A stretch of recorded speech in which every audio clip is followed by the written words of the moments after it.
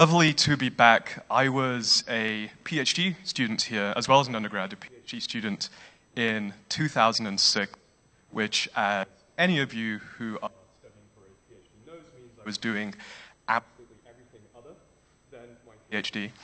And I was actually at the very first one of these conferences, sitting right there in the back. And Reid Hoffman, the founder of LinkedIn, was so inspiring about this thing called the consumer internet that I decided to drop out of my PhD and to start a company. We then moved that company to Silicon Valley. As luck would have it, we sold that company to LinkedIn. Now I get to come back and tell you a little bit about that journey. That's my little loop. Hopefully we can inspire you to go off and build many great companies yourselves. So my colleagues are doing a wonderful job talking about the trends and the technologies that are disrupting industries. I want to give you a slightly different lens on where the next billion-dollar opportunity is going to come from. And actually, I had some slides. Can we get those? There. That is apparently what $1 billion cash looks like. Okay, so I'm very fortunate to be able to do the occasional angel investment. And whenever you're doing angel investment, you don't just want to do it randomly, you want to have a framework. So over the years, I have created a framework that appears to be working. Out of the investments that I've done, around 30% seem to be well on their way to $1 billion companies. So I wanted to share that framework with you so you can apply that filter to your own ideas. I don't have a clicker, so can we move on to the next slide? Fantastic. So here's what it is. Is your product 10 times better than what people are doing today? Number one. Number two, is your product rapidly, ideally, immediately useful or entertaining or gratifying? Number three, is your product viral? Does it have a strong word-of-mouth effect? Or is it inherently viral? When users use your product, do they, through the usage, get other people to sign up? The now classic example is LinkedIn. As you know, when you invite someone on LinkedIn to connect with you, if they're not yet a member of LinkedIn, they actually receive an invitation to sign up, and then that person has a very strong chance of going on to do the same with their own contacts. And that's one of the many ways in which LinkedIn was able to grow so quickly. Number four, does your product have strong network effects? Meaning, does it get better the more people who use it? The very classic example, of course, is the telephone. The more people who own phones, the more attractive it is to own a phone. And lastly, and riffing on what we just heard now with regards to TomTom, does your product capture massive amounts of data? If so, you have a very strong chance of being able to come up with products that we can't even dream of today, and to be able to disrupt incumbents without them even noticing. So, I realize that these may seem quite abstract, so I'm actually going to give you two examples of companies that I'm very privileged to be working with. They're growing exponentially fast. Both of these you won't have heard of. They're each worth under $100 million today, but I would not be surprised if in 3 to 4 years from now they were worth over $1 billion each. Can we have the next slide, please? Thank you. Send with us. Okay, so you're starting a company. You want to send some email.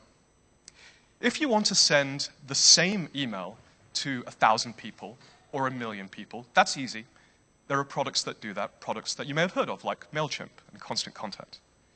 But if you want to send the same email to all your users at different times when they're doing things in your product, for example, a welcome email when they sign up, or a notification email when someone tags them in a picture, or a receipt email when their payment goes through, well, how do you do that? In fact, there is no off-the-shelf product to do that before SendWithUs. People today do it in-house. Airbnb has around 15 engineers in-house who have built this system. Dropbox has around 20 engineers in-house who have built this system. Amazon has around 100 engineers in-house who have built that system. Old-school companies like Intuit and Autodesk have hundreds of engineers spread across India who receive requests from a marketing team in San Francisco, for example, to change a subject line. 2 months later, that subject line is changed and saved in a source code repository that nobody looks at. Not only is this excessively expensive, it's also incredibly slow and actually makes you very vulnerable to being taken over by your competitors. Enter Send With Us. Send With Us is an extremely simple API. You can connect with it in a matter of hours, and you can be sending your first email in a matter of minutes thereafter. Okay, so let's analyze this as I once did against that 5-point framework. Is it 10 times better than what people do today? Yes, absolutely. You can have a team that's more than 10 times smaller than what you want, and also it's 10 times faster. The incumbent today is ExactTarget. To integrate with ExactTarget, they'll sell you on a 9-month integration. It actually takes around 12 to 16 months to fully implement it. You can get this going, as I said, in a matter of hours. Number one, that's for the product team. For the marketing team, they end up with an experience that requires no training whatsoever. They can just go straight into the product and start editing the emails, creating A/B tests, and optimizing for people to come back to your service. With the incumbent, you need about a months-long training course before you can actually start doing anything. So yes, it is 10 times better. Number two, is it immediately useful, entertaining, or gratifying? Yes, the team has worked incredibly hard so that you can be sending your first test email in a matter of minutes. You go to ExactTarget's page, you're like, yeah, I want to use this product, and guess what? Now they want your phone number, they want to call you, they want to do a webinar. Whenever I see the word webinar, I throw my laptop away in disgust. This is not how the world should be. So yes, very immediately gratifying. Is it viral? Actually, no, this product isn't inherently viral, but like many B2B software as a service companies, they have a very strong word-of-mouth component. As it turns out, marketers get invited to a lot of conferences because vendors like to show them a good time, so that they buy their products. And marketers, when they get drunk, they start telling each other about the crazy cool new tools that they use, and the word-of-mouth effects that we've seen at these conferences has been incredibly strong. Another very cool trick that Send With Us have done is leverage open source. So they put a lot of their code on GitHub, freely available for anyone to use and modify. And I've never actually seen anyone doing this, it's quite clever. They track for their contributors what companies they're at. And when those people change companies, they then get in touch and say, hey, would you like to use Send With Us at your new company? Here's a discount, by the way. And every single time, they carry Send With Us to that new company. So, are there network effects? Absolutely. As Send With Us acquires more and more data, they're able to give you suggestions on how to optimize your emails. Let's say your email's not doing very well. They can say, hey, look, this subject line appears to have worked well for all our other customers. Maybe you should try something like this. Another example, finally, with the collecting massive amounts of data, they're already sending billions of emails a month, and it'll be hundreds of billions of emails a month relatively shortly, given how the accounts are growing. So they're able to come up with products that no one's ever dreamt of before. So without connecting your email system to Send With Us, they can say, hey, this is the ideal welcome email for your industry. This is the ideal receipt email for your industry. This is what your call to action should be. And they can use that not only to generate revenue, but as a lead generation tool for the main revenue generating product. Now, to wrap up, let's take a look at one more company, Bartender. You can have the next slide, please. Who here is going to be drinking tonight? You are mostly lying. Okay, so most of us love to drink, and that's great. It creates a huge problem in the industry, though. There's a lot of bar inventory work for any bar managers or bar owners. And typically, this takes around 6 hours per week. This is how bar inventory works today. You start at one end of the bar, you pick it up, you estimate how much alcohol there is on a 10-point scale, you put it back, you write it down, you move on. It's very depressing, very time-consuming. And as a result, no one really does this. It happens roughly about once a month. And it leads to this amazing fact: 23% of alcohol is unaccounted for. It's overpoured, or it's outright stolen by unscrupulous bar owners and bar managers. And as a result, most bars fail. And this costs the bar industry $28 billion per year in the US alone. Now, what Bartender have done is basically made Tinder for bottles. You swipe up or down to set the par level and left and right to move through your bar. What would previously have taken 6 hours now takes 15 minutes.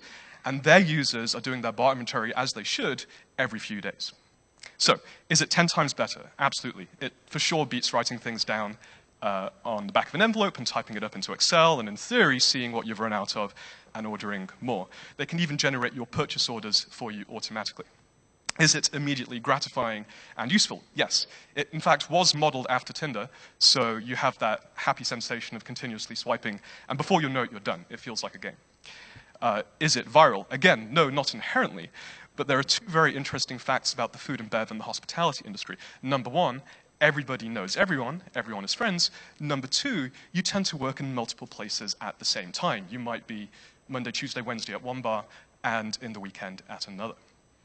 Are there network effects? Absolutely. They are able to say,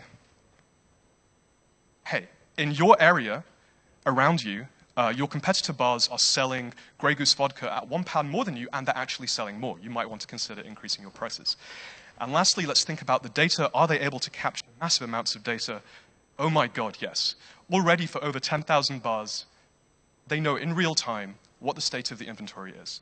And they're able to create products that we can only imagine today. For example, they can aggregate the demand for the alcohol across all of those bars and submit purchase orders at massive discounts. They can even disrupt industries. Consider market research. Nielsen spends tens of millions of dollars a year on sending people out to only around 1,000 bars to see how much alcohol they have. And that data is then 6 months out of date. Bartender knows this information today. Consider distribution. Distributors spend hundreds of millions of dollars a year on speculatively sending sales agents out to bars to see what alcohol you might have and then trying to haggle with you to sell you some alcohol.